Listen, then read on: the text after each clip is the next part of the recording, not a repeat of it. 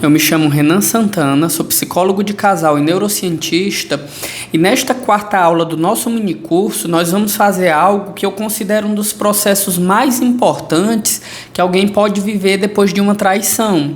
Até aqui você atravessou uma tempestade emocional devastadora, você entendeu a lógica por trás da infidelidade, você reconstruiu sua identidade e começou a recuperar o chão interno. Agora chegou a etapa final, que é também a mais madura e mais transformadora de toda, a etapa de decidir. E quando eu digo decidir, eu estou falando de algo muito maior do que escolher entre ficar ou terminar. Decidir significa assumir com lucidez e com força emocional a direção da sua vida afetiva daqui para frente. Então, antes de avançar, eu quero que você perceba em que lugar emocional você está agora. Não é o mesmo lugar da aula 1, não é o mesmo lugar da aula 2, não é o mesmo lugar da aula 3. Lá atrás, tudo era caos. Agora existe uma parte de você que respira, uma parte de você que organiza, uma parte de você que enxerga. E é a partir dessa versão de você, essa versão mais lúcida, mais consciente e mais protegida por si mesma, que a decisão vai ser construída. Então é importante que você sinta essa diferença. A decisão que virá aqui não sai da ferida, ela sai da clareza que você conquistou. E é exatamente isso que o livro mostra quando entra na fase final de recuperação. Só é possível decidir depois que você se reequilibra emocionalmente, que compreende o que aconteceu e se reconstrói por dentro. Agora a sua mente está em um lugar em que consegue pensar sem se atropelar, que consegue avaliar sem se culpar e consegue desejar sem se perder. Então isso muda absolutamente tudo. E aí eu peço que você reflita comigo. Existe um momento na recuperação da infidelidade em que a pergunta por que isso aconteceu começa a perder força. E uma outra pergunta começa a surgir com mais nitidez. E agora, o que eu faço da minha vida? Então essa é a pergunta que te convidou para esta aula. Essa é a pergunta que você só consegue fazer quando a sua mente já não está mais presa ao impacto inicial. E essa pergunta não é sobre o relacionamento, é sobre você, sobre o que você merece, sobre o que você quer, sobre o que você não aceita mais, sobre o que te sustenta emocionalmente e sobre o que te permite existir de forma íntegra. Então você percebe como nós mudamos de perspectiva? Nas primeiras aulas você estava tentando sobreviver, agora você está tentando escolher, e essa é uma mudança gigantesca. Então vamos começar o processo de decisão consciente do jeito que o livro propõe. Primeiro, olhando para a realidade externa, depois para a sua realidade interna e por último para o caminho que faz sentido no seu futuro. Então vamos começar pela realidade externa. O livro traz um ponto essencial para essa etapa, que não existe decisão madura se você ignora o comportamento real da outra pessoa. Não é sobre imaginar o potencial do outro, não é sobre acreditar no que ele poderia ser, não é sobre se agarrar à esperança de que ele volte a ser quem era, é sobre observar com lucidez quem ele está sendo agora, quem essa pessoa está sendo. Então pare por um momento e reflita o que você está vendo na prática, não só no discurso emocionado, não só nas lágrimas de arrependimento momentâneo, não na vontade de evitar a culpa. O comportamento do outro é consistente? As ações dessa pessoa confirmam as palavras dela ou contradizem? Quando você expressa dor, essa pessoa acolhe ou se irrita? Quando você pergunta algo, ela responde ou se esquiva? Quando você precisa de verdade, ela aparece ou desaparece? O livro é muito preciso nesse ponto. O comportamento após a revelação de uma traição é o maior indicador do tipo de relação que pode ou não ser reconstruída. Então, a pessoa que está comprometida com a reconstrução não some, ela não minimiza, ela não inverte a culpa, ela não evita conversa, ela não ataca a sua dor, ela não tenta acelerar o seu processo de cura, porque ela está desconfortável. Então, observe outra coisa importante. Quando existe real arrependimento, isso se traduz em ações imediatas e contínuas. A pessoa bloqueia o contato anterior sem resistência, evita entrar em contato com essa terceira pessoa, ela abre acesso aos ambientes onde a traição aconteceu, ela está disposta a conversar sobre gatilhos emocionais, não se esconde atrás de justificativas, assume responsabilidade sem se defender. E isso não é fantasia, é o que a literatura clínica mostra ser um comportamento de quem realmente quer reconstruir. Então perceba se isso aparece no que você vive. Agora que você olhou para fora, nós vamos fazer uma transição suave para olhar para dentro. Porque a decisão não pode estar na mão do outro, a decisão é sua. E é aqui que entra o ponto mais bonito e mais sensível desta aula. Qual caminho faz sentido para a pessoa que você está se tornando? Não para a pessoa que você era antes da traição, nem para a pessoa que você foi durante o caos, mas para a pessoa que você reconstruiu na aula anterior.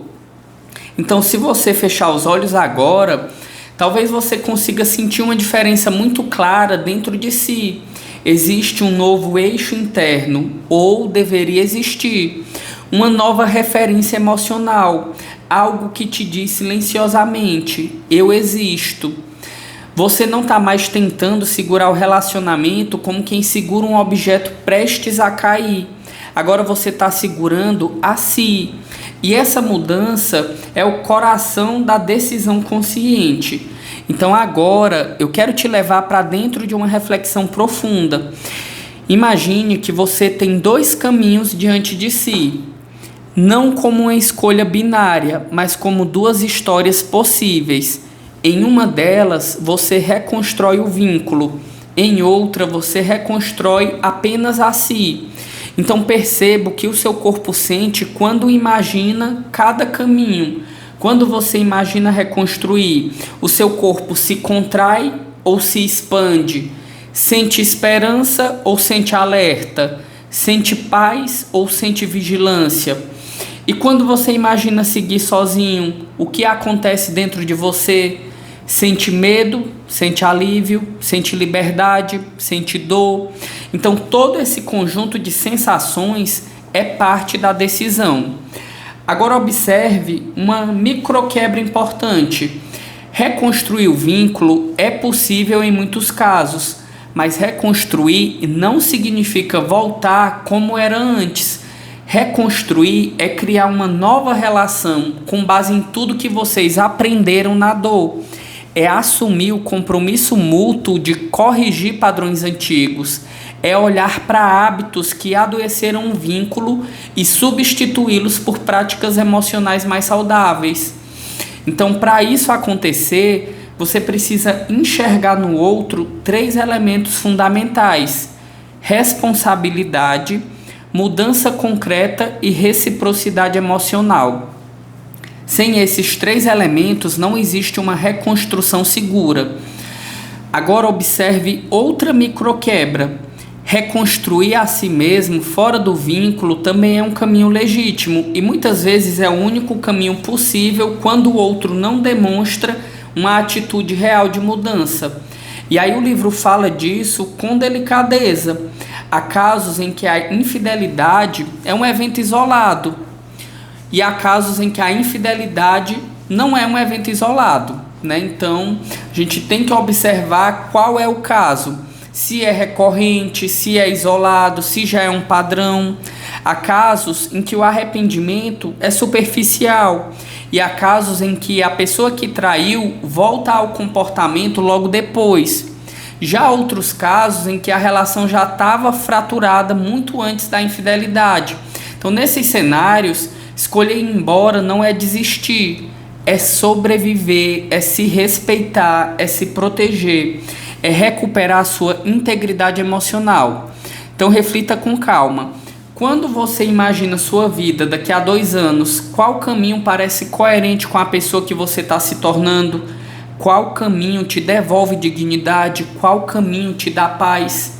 Qual caminho faz sentido com os valores que você reafirmou na aula 3? Qual caminho te permite respirar sem medo?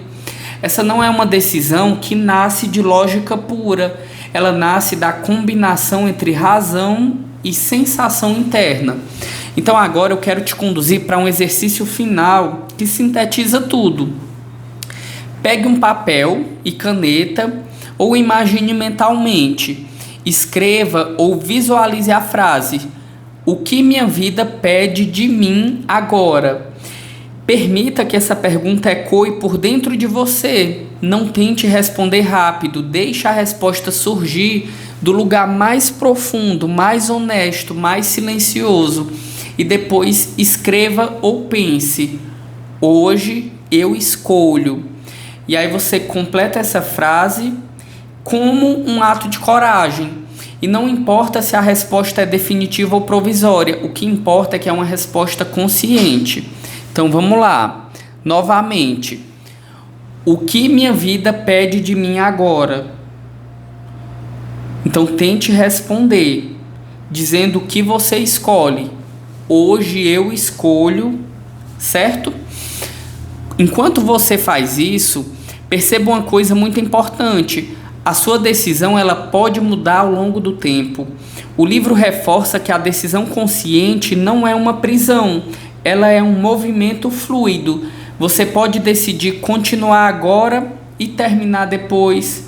Você pode decidir se afastar agora e revisitar a relação depois. Então, o importante não é fazer a escolha perfeita. O importante é fazer uma escolha que te respeite. E agora, para encerrar, eu quero que você perceba o tamanho da jornada que trilhou. Você entrou nesse mini curso em um estado emocional completamente desorganizado. Você caminhou pela dor, pela confusão, pela raiva, pela culpa, pela perda de identidade. Você se viu no espelho por um ângulo que nunca tinha visto e mesmo assim você ficou. Você permaneceu consigo. Você se reconstruiu aos poucos. Agora você chega ao ponto final da etapa mais dolorosa e mais transformadora da sua vida afetiva. Não como alguém que está quebrado, mas como alguém que se encontrou. Então, a partir daqui, o livro segue para temas como fortalecer o bem-estar emocional no longo prazo, sustentar a decisão tomada, criar rotinas afetivas mais saudáveis e também como transformar a dor em crescimento. E se você quiser continuar essa jornada comigo, nós podemos aprofundar tudo isso em novos conteúdos, novos encontros e novas etapas terapêuticas. Mas por hoje, você encerra não apenas uma aula, você encerra um ciclo e inicia outro. Você decide, você se escolhe e a partir daqui a sua vida começa de outro jeito.